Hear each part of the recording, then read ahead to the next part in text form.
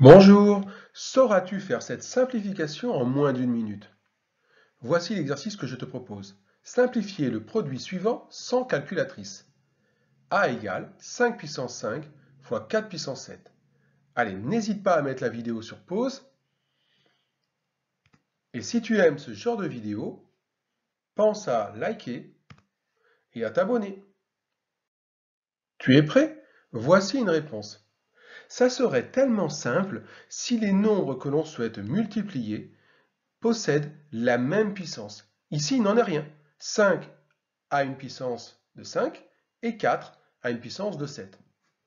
Oui, mais en fait, une petite astuce ici est de repérer que 7 peut s'écrire à l'aide de 5 comme étant 5 plus 2. Donc on peut remplacer 4 puissance 7 par 4 puissance 5 plus 2 et appliquer la règle des puissances, à savoir a puissance n plus m est égal à a puissance n fois a puissance m. Quand tu multiplies un nombre a affecté d'une puissance n par le même nombre a affecté d'une puissance m, eh bien ton nombre a est tout simplement affecté de la somme des puissances. La somme, on dit aussi des exposants, n plus m.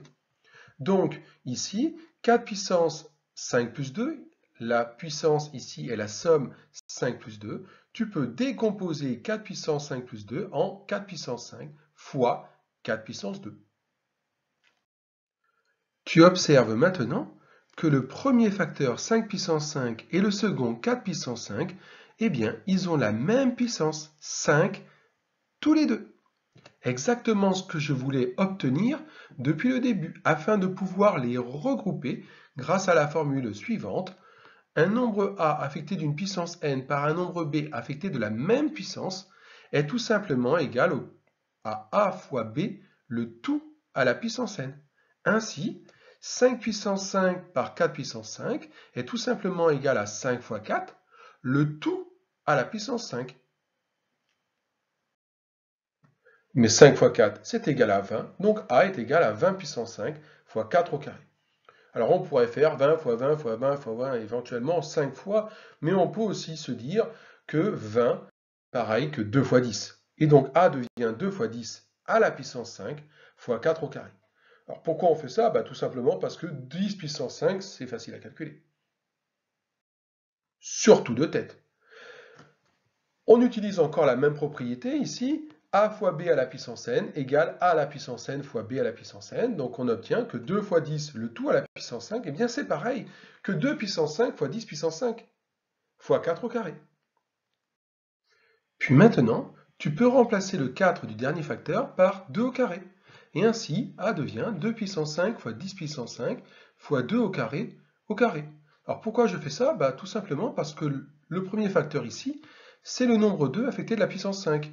Et maintenant, ton 2 au carré, eh bien c'est encore une fois le même nombre 2. Donc je vais pouvoir les regrouper tous les deux.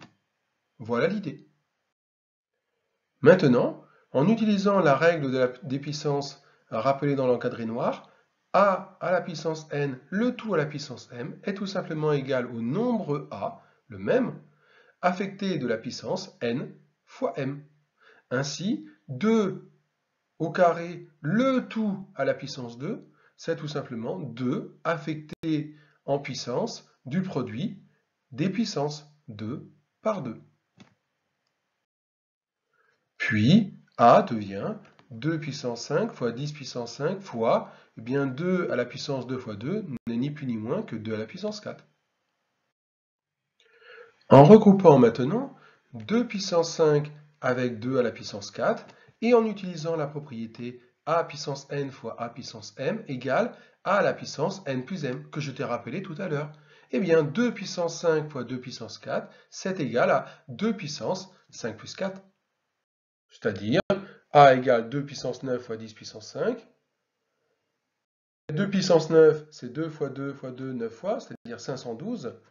Et 10 puissance 5, eh bien c'est 100 000. On peut alors conclure que A est égal à 51 200 000. C'est notre réponse. À bientôt pour une nouvelle vidéo.